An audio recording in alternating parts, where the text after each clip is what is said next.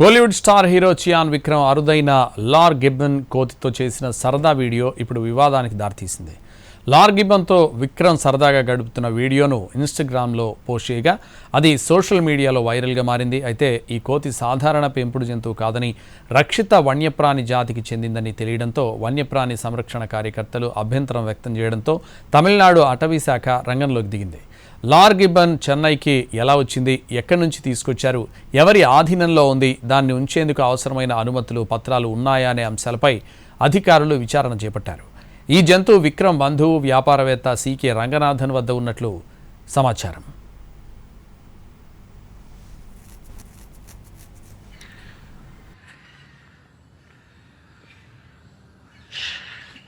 మరోవైపు లార్ Gibbon CITES నిబంధనల పరిధిలోని రక్షిత జాతి కావడంతో దాని తరలింపు, యాజమాన్యానికి సంబంధించిన పత్రాలను అధికారులు పరిశీలిస్తున్నారు.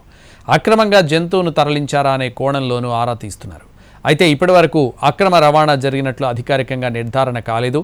ఇక ఈ వివాదం మొదలైన తర్వాత విక్రమ్ తన ఇన్స్టాగ్రామ్ నుంచి ఆ వీడియోను తొలగించారు.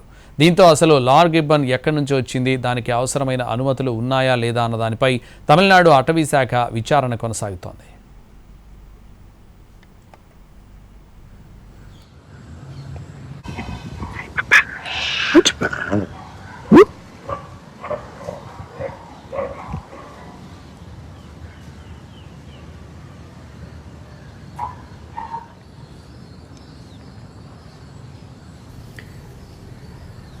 Sleepy?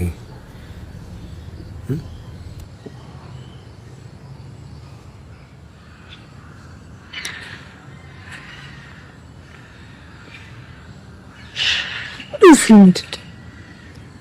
எவ்வளோ பார்க்குறீங்க நீங்க? That's you. Are you looking at yourself?